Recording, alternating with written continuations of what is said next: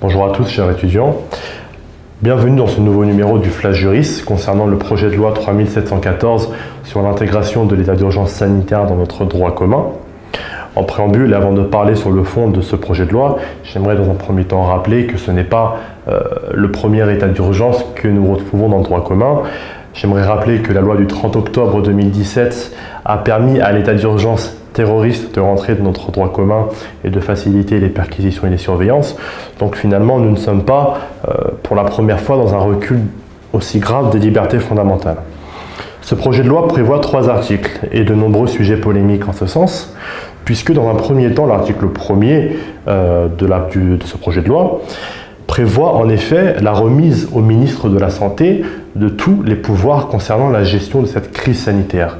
Il pourra de façon très personnelle prévoir la politique qui sera menée en la matière.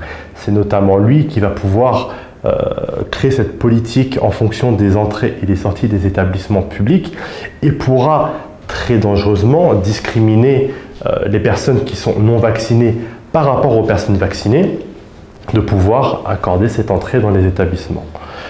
Nous assistons à une véritable ségrégation entre les personnes qui sont vaccinées et non vaccinées.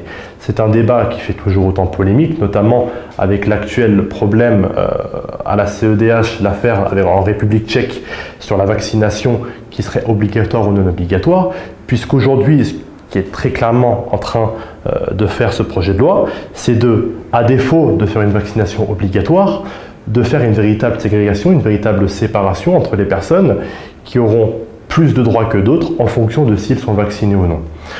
Évidemment, j'attends de la part du Conseil constitutionnel de censurer ces dispositions qui me semblent très dangereuses au regard des libertés fondamentales et à défaut, si le projet de loi est modifié et permet très simplement de pouvoir faire une politique sans une véritable discrimination de premier abord.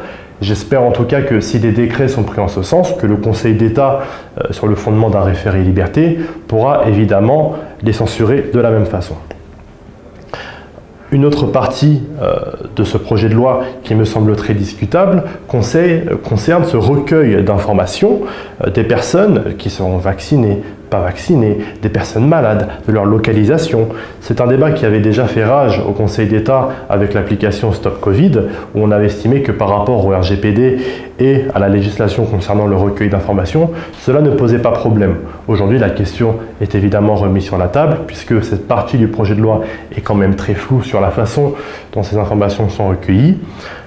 Nous attendrons donc évidemment des nouvelles de la part des instances, que ce soit le Parlement concernant ce projet de loi ou des instances qui vont finalement juger nécessaire et proportionnel par rapport au viol de nos libertés fondamentales, savoir si nous sommes véritablement dans une proportionnalité des mesures par rapport aux objectifs poursuivis.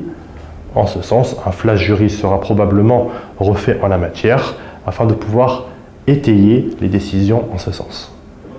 Je vous souhaite donc, en conclusion, de très bonnes fêtes de Noël et je l'espère vous voir l'été prochain à Sup Barreau pour vous préparer au mieux à la session 2021 du CRFPA.